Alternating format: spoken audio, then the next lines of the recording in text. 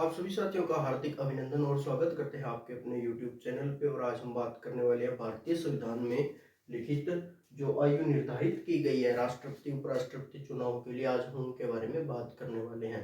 राजनीति में प्रवेश करने वाले सभी सदस्यों के लिए जो आयु वर्ग, वरिष्ठ नागरिकों के लिए जो आयु वर्ग निर्धारित किया गया है, आज हम उसके बारे में बात करने वाले हैं। तो सबसे पहले अपने बात करते हैं भारत में राष्ट्रपति पद के लिए जो चुनाव होते हैं उनमें उनके लिए जो आयु निर्धारित की गई है वो कितनी की गई है? 35 वर्ष की आयु निर्धारित की गई है।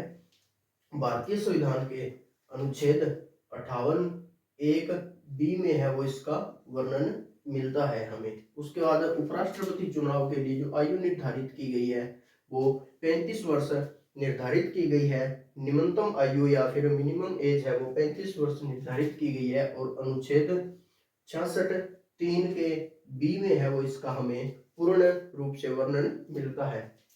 उसके बाद राज्यपाल पद के लिए यदि आयु की बात की जाए तो मिनिमम आयु 35 वर्ष की है और संविधान के अनुच्छेद नंबर 157 में है वो हमें इसका वर्णन मिलता है। सांसद जो लोकसभा के लिए जो सांसद नियुक्त किए जाते हैं या जो चुनाव होते हैं उनके लिए मिनिमम आयु है वो 25 वर्ष रखी गई है और संविधान के अनुच्छेद 84 बी में है वो हमें इसका वर्णन मिलता है।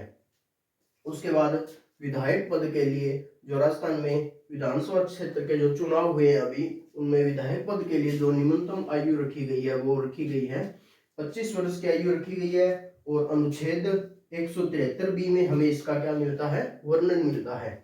उसके बाद सांसद राज्यसभा क्षेत्र के लिए न्यूनतम आयु है वो 25 वर्ष निर्धारित की गई है और संविधान के अनुच्छेद 184 बी में है वो हमें इसका वर्णन मिलता है। एमएलसी का जो सदस्य नियुक्त किया जाता है उसकी मिनिमम आयु है वो कितनी निर्धारित की गई है दोस्तों? 30 वर्ष है वो निर्धारित की गई है और संविधान के अनुच्छेद 173 बी में है वो हमें इसका क्या मिलता है? वर्णन मिलता है। अब उसके बाद सर्वोच्च न्यायालय का जो मुख्य न्यायाधीश होता है उसकी निम्नतम आयु है वो 65 वर्ष निर्धारित की गई है और भारतीय संविधान के अनुच्छेद 124 का जो दूसरा भाग है या 124 का जो 2 नंबर पार्ट है उसके अंदर उसका वर्णन हमें मिलता है।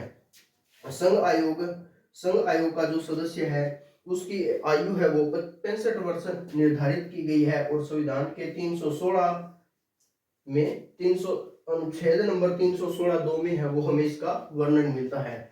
जो एमएलसी सदस्य होता है दोस्तों वो होता है विधान परिषद का सदस्य। विधान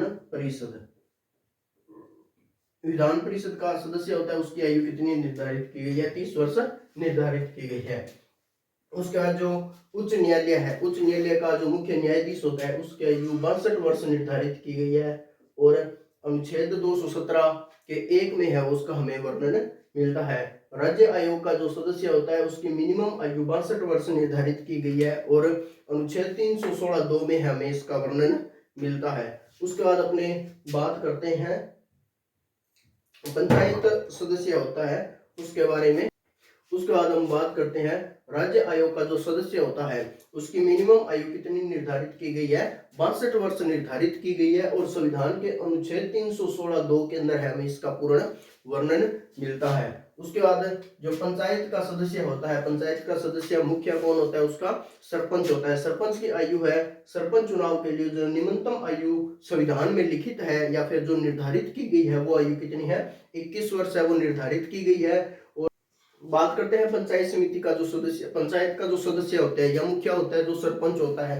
सरपंच के बाद वार्ड पंच होते हैं और उससे पहले सरपंच के ऊपर कौन होते हैं? प्रधान होते हैं जो पंचायत समिति के अंदर निर्वाचित किए जाते हैं। तो सरपंच जो पंचायत का सदस्य होता है उसके लिए कितनी आयु निर्धारित की गई है? 21 वर्ष आयु निर्धारित की गई है। 243 एफ ए के 1 के अंदर एज जो पहला पार्ट है उसके अंदर हमें इसका वर्णन मिलता है।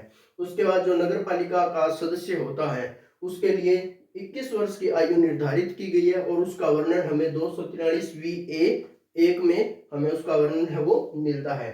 उसके बाद मजदूरी करने वाले जो कारखाने में मजदूर होते हैं उसके लिए कितनी आयु निर्धारित की गई है? 14 वर्ष की आयु निर्धारित की गई है और भारतीय संविधान के अनुच्छेद 24 या फिर 24 के अंदर है हमें वो इसका वर्णन मिलता है। उसके बाद अपने बात करते हैं मतदाता पंजीकरण के लिए। मतदान आपका अधिकार है और मतदान करने के लिए जो आपकी आयु निर्धारित की गई है वो की गई है 18 वर्ष, और भारतीय संविधान के अनुच्छेद 326 में हमें इसका वर्णन मिलता है।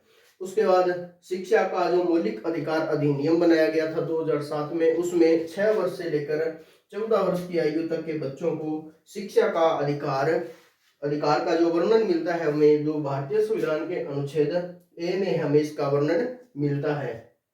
अब उसके बाद भारत में वरिष्ठ नागरिक है उनके लिए जो आयु निर्धारित की गई है, उनको इनके लिए जो सेवाएं हैं, जो निःशुल्क सेवाएं प्रदान की जाती है उसकी आयु भी वो निर्धारित की गई है।